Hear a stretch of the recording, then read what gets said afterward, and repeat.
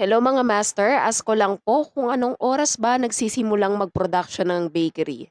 Maraming salamat po sa sasagot. Okay.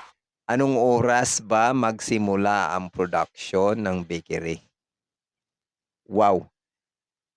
Sir, depende yan sa may-ari. Oo. Kung talagang gusto niyang 6:00, ay puwede 6:00. Kung gusto niyang 12:00, puwedeng-puwede rin 12:00. Nasa ano yan, nasa kanila yan. Pero dapat kung, may pandesal ang isang bakery ano, o may pandesal, siyempre magsimula sa madaling araw. Magsimula ka na magluto diyan, yung iba nga naglilinis na ng mga tray niyan, sa ganyang oras. Pero dapat matapos yan mas maaga din, oo. 'Wag naman sanang, kahit stay-in tayo, lalampas tayo sa isang araw na pagtatrabaho, oo.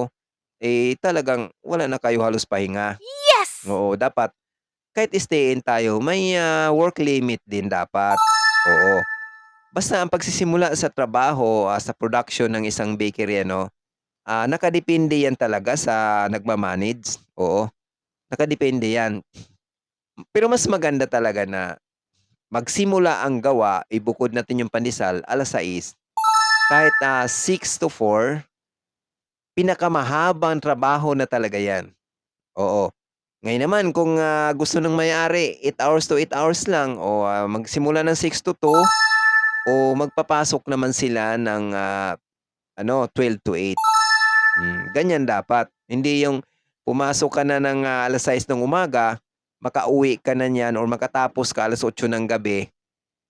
Kung kaya ng sarili mo niyan, ewan ko lang kung anong, maramdaman mo niyan sa ganyang kahaba at alam naman natin ang trabaho sa bakery din talaga lalo pa 'pag maramihan, talagang halos buwis buhay din, Yes! oo. Oh, 'yan lang masabi ko sa'yo, Sir, Jeep ha, oo, na nakadepende 'yan.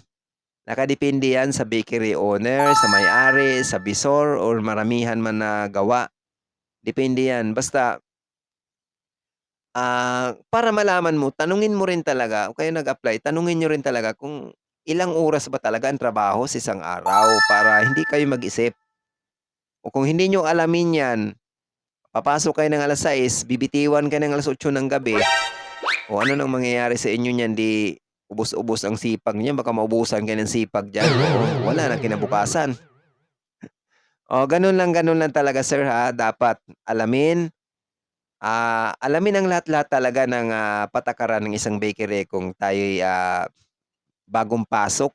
Bagong pasok tayo sa isang bakery ano, karamihan pa naman 'pag bagong pasok tayo sa atin itatambak yung mga trabaho, totoo yan.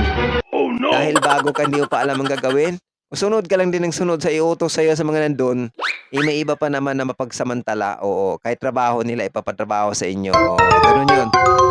Gano'n kahit hindi nila trabaho dahil baguhan ka't hindi alam, iuutos pa rin at hindi ka papauwiin sa tamang uwian. Oh my God! O gano'n lang dapat may patakaran, kahit bakery yan may patakaran talaga, may patakarang susundin, nang hindi lang lamang muryo-muryo ang magiging, takbo ng inyong trabaho diyan sa isang, bakery man, oo.